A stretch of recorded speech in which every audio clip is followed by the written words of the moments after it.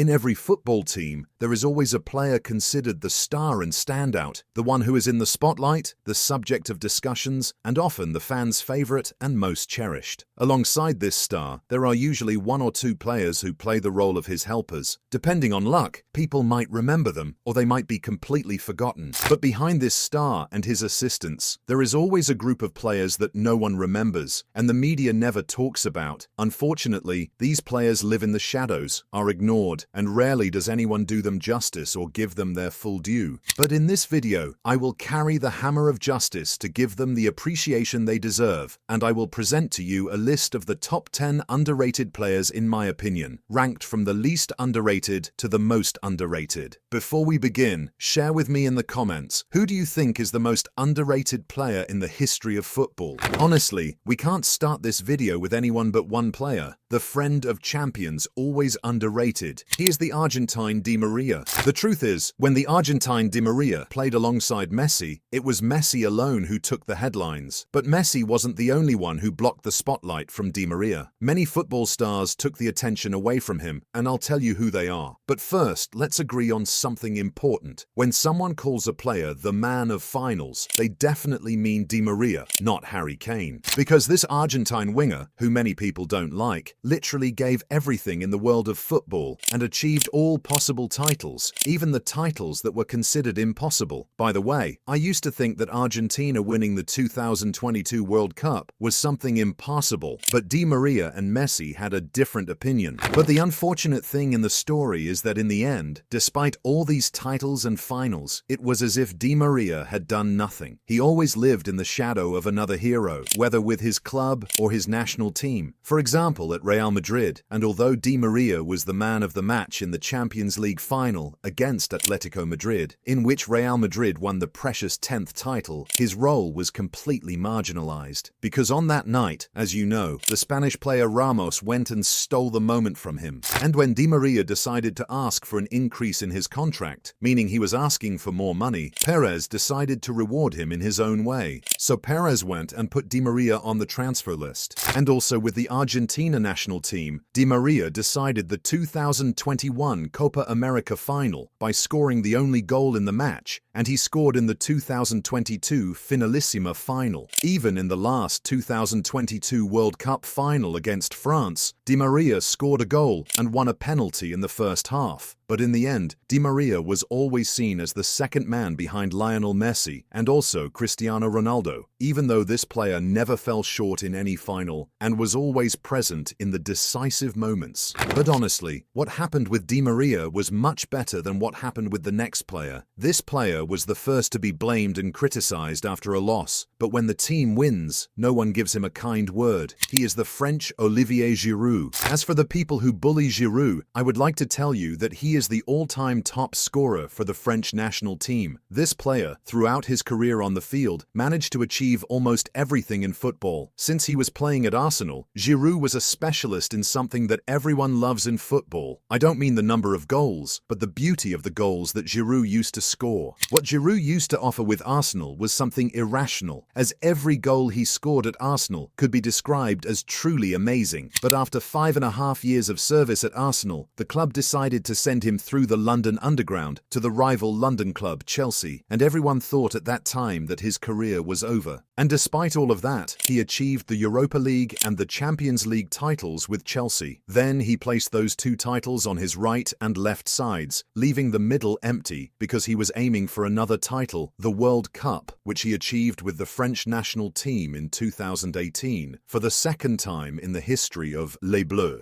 And in a new adventure, Giroud moved from Chelsea to AC Milan, and there this French player succeeded in ending the Rossoneri's title drought and led them to win the Serie A title in the 2021 to 2022 season. And despite that, the view toward him continued as if he had done nothing. No one gave him any credit, and in fact, many people only remember the negative statistics from his career, like being the first striker in history to win the World Cup with his national team, play in all the matches, and not score a single goal. And speaking of history, the name of the next player must be present in any discussion about who is the best right back in the history of football. football, yet he has not received his full due of appreciation. I am here talking about the historic right-back, the Spanish Dani Carvajal, a player who showed patience and was finally rewarded. Football has recently given him justice after his brilliance in Euro 2024, which was his first appearance in the history of the competition wearing the Spanish national team shirt. And honestly, the man gave everything he had and more, and appeared with a pure and high-level performance that honors the national team shirt. Even with Real Madrid, he had an important role in winning titles.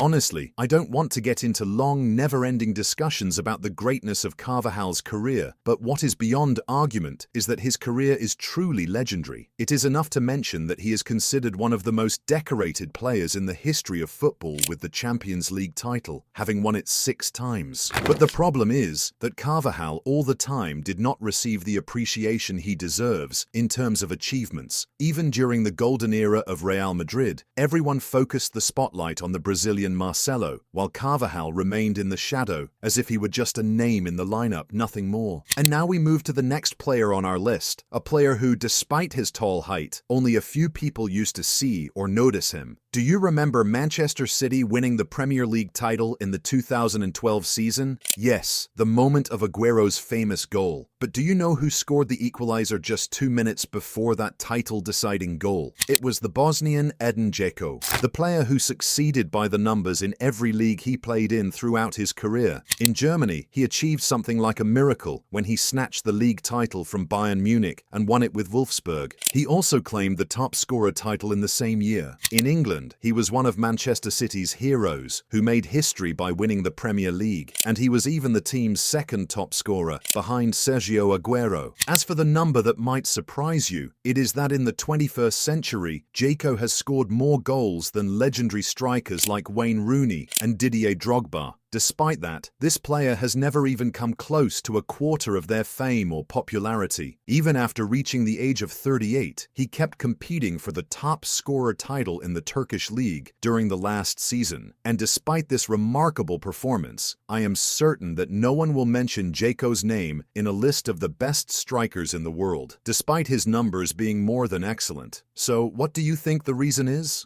But if the numbers have slightly done justice to Edin Dzeko, the next player is impossible to be fairly judged by numbers or have his true value reflected. When we mention Manchester United's midfield, names like David Beckham, Paul Scholes, and Ryan Giggs immediately come to mind. But no one will mention the English Michael Carrick. The performance that Michael Carrick presented throughout his career, it is certainly difficult to comprehend it with words. Even if I sat explaining to you from now until the morning, you would not realize his true value. This type of players, his greatness cannot be understood except by watching him with your own eyes, match after match on the television screen, until you truly realize how exceptional he was. If you are not familiar with the details of Carrick's story, let me tell you that his move from Tottenham to Manchester United in 2006 was under immense pressure. Firstly, he was expected to be a replacement for a legend like Roy Keane, and secondly, because Sir Alex Ferguson paid a huge fee of €27 million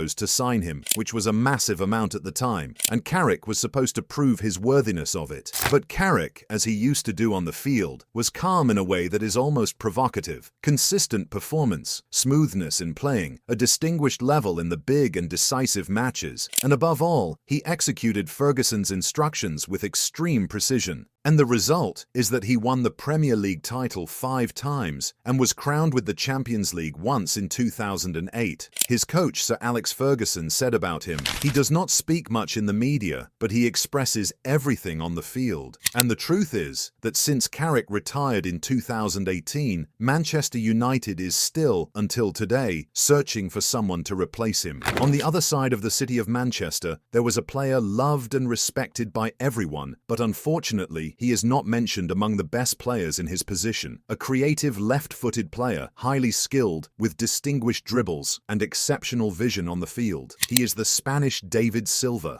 This player was marginalized for an obvious and clear reason, which is the presence of Xavi and Iniesta, so it was natural for players like Cazorla and Silva to be forgotten. But despite that, David Silva always proved himself in the national team and imposed his skill on the coaches through his outstanding performance. In Euro 2008, even though he was still playing for Valencia, Silva started in the Spanish national team lineup, ahead of big names like Fabregas and Alonso, who sat on the bench to make room for him. And in the Euro 2012 tournament, Silva was not only a starter, but also one of the standout stars of the tournament. And Silva's only problem, in my opinion, may be that he played only for clubs like Valencia, Manchester City, and Real Sociedad. If this star had moved to Real Madrid or Barcelona, today the fans might be praising him instead of Xavi, Iniesta, and Alonso. In addition to his achievements with the national team, Silva the Japanese, yes, I am not mistaken, Japanese because he has Japanese roots from his mother's side. This Spanish Japanese won the English Premier League title 4 times with Manchester City. He also won the Copa del Rey twice, the first in the 2007 to 2008 season with Valencia, and the second in the 2019 to 2020 season with Real Sociedad. And any follower of his career must be certain that David Silva is one of football's magicians and deserves much more appreciation than he received in his career. As for the next player, most of the new generation of Barcelona fans will curse him, but as a coach, and I don't blame them for that. But the old generation who watched him as a player will salute him with a military salute. He is the Dutch Ronald Koeman. Koeman as a player was the complete opposite of Koeman the coach. He was a perfect defender in every way and was far ahead of all the defenders of his generation. He was strong, fast, had rocket-like shots, and possessed great ball control. He also had attacking skills uncommon for any defender. But imagine, even today, Ronald Koeman is considered the highest scoring defender in the history of football, with 253 goals. And without a doubt, the most valuable goal was in the Champions League final in 1992 against Sampdoria, when he secured the first European title in Barcelona's history. At that time, Koeman was one of the golden generation of Barcelona under the leadership of another Dutchman, Johan Cruyff. And even today, Koeman is still considered by many to be the best defender in the history of the Catalan club. But the piece of information that may surprise you is that Ronald Koeman was the top scorer of the Champions League in the 1993 to 1994 season with 8 goals. Even before Barcelona, Koeman was one of the heroes of the miracle of PSV Eindhoven's Champions League triumph in the 1987 to 1988 season, where Koeman and his teammates secured it at the expense of Benfica through penalty shootouts. As for the Netherlands national team, this blonde player succeeded in winning the only title in the history of the windmills, which is the Euro 1988 championship. As for the next player, he is the one who achieved everything that everyone thought was impossible. Just imagine, he surpassed King Pelé, Gerd Müller, and Ronaldo the Phenomenon, and became the all-time top scorer of the World Cup. He is the German Miroslav Klose, the man with 16 goals in the World Cup, who broke the record of the Brazilian phenomenon Ronaldo. During his 4 appearances in the tournament, he was a constant and heavy guest on the hearts of opponents, at least in the semi-finals. In addition, this player won the World Cup title in 2014 after helping Germany crush Brazil with a 7-goal win in the semi-final, the match in which he crowned himself as the all-time top scorer of the World Cup. Not only for this reason is he considered underrated, but also because he is the all-time top scorer for the German national team with 71 goals, after surpassing a legend like Gerd Müller, who had 68 goals. And despite that, it's as if he did nothing. Only a few people remember this player's name.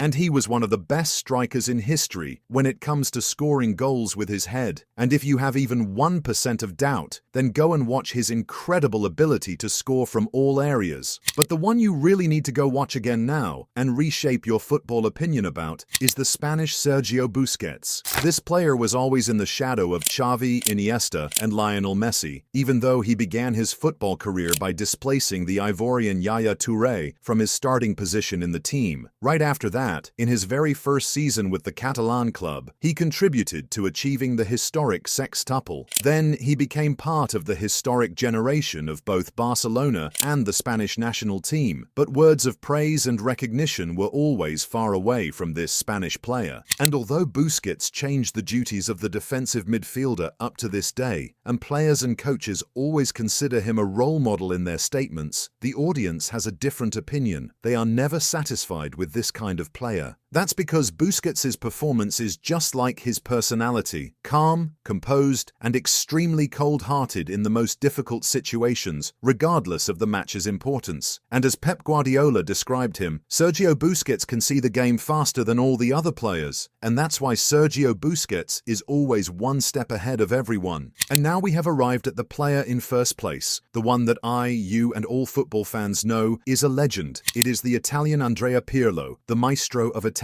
football. The player who has no duplicate, and there is no one who does what Pirlo used to do on the field. This is the player with whom the term regista appeared during his time with Milan, when they dominated the European continent under the leadership of the other Italian, Carlo Ancelotti. The ball at Andrea Pirlo's feet had a different flavor, magical passes, creative skills, and as for free kicks, they were something beyond description. When Pirlo grew older and in his final years with football, especially after his departure from Milan, everyone expected that Pirlo was finished. But Pirlo with Juventus, after reaching the age of 32, managed to win the Italian league title 4 times in a row and won the award for the best player in Italy in 2012, 2013, and 2014. He also reached the Champions League final in Berlin in 2015 with the Old Lady, after presenting an individual and genius performance throughout the tournament. But the most beautiful scene, in my opinion, in Pirlo's entire career was his celebration of the final penalty kick in the 2006 World Cup between Italy and France, when he succeeded in bringing back the World Cup title after 24 years of absence. This was the list of the 10 most underrated players in today's video. If you like the video, don't forget to subscribe to the channel.